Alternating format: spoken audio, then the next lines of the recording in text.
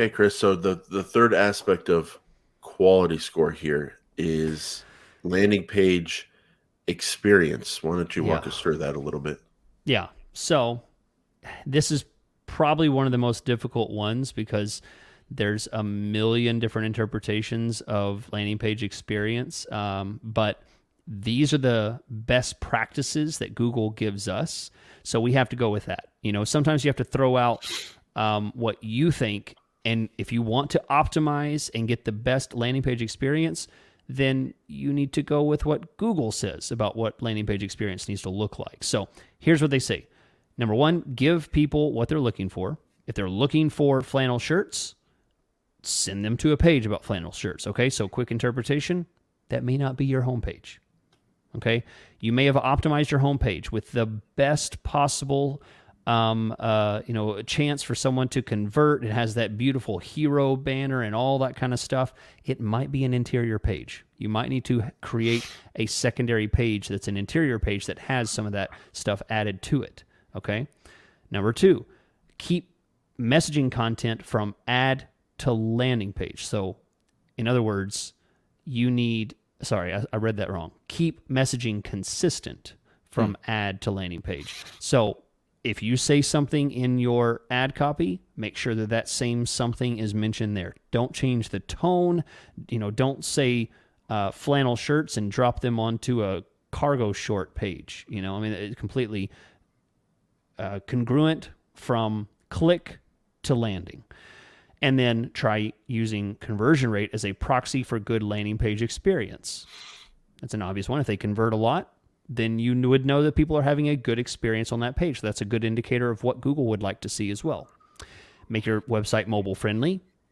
Seems like a absolute necessity nowadays.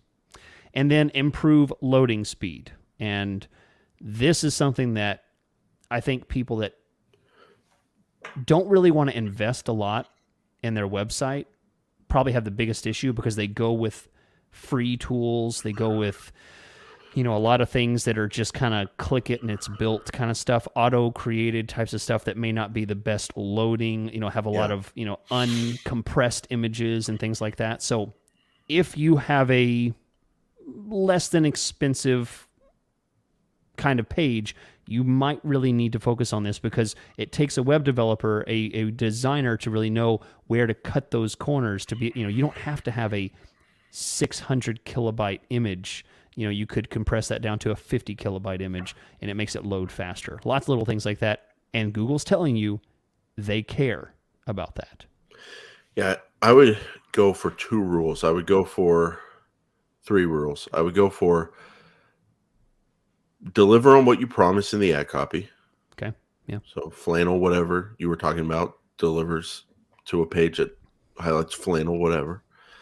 Number two, make sure you have a good enough website and a good enough offer that the amount of people that go back to Google and then keep searching is as low as possible. Because I think that's probably the worst thing that you can show Google in terms of performance. This is all theory and just thinking about things and kind of guesstimating here, but I think that's a really bad sign in Google's eyes. When someone goes to your site after clicking on an ad, the time it takes for them to get back to Google to continue their search and click to other sites, if that's a very small amount of time, I think that's a sign that you're not delivering what Google said you would deliver by giving you that real estate to show your ad there and kind of um, ride the back of Google's promise of always delivering quality results. So if you're messing that up, you're really kind of messing up the system here. And I don't think they like that. So make sure your offer and site is good enough to draw people in and keep them on your site to the best extent you can. And then number three,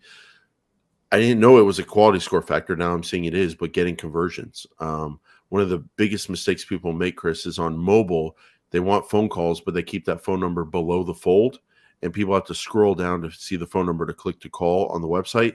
Whereas versus someone who's doing it right would have that phone number high above the fold, right there on the landing page screen on mobile, and that can generate a lot of conversions. So not only is it good for your business to get a lot of conversions when you're kind of thinking through those things, but it sounds like it's also good for quality score because Google likes seeing those conversions.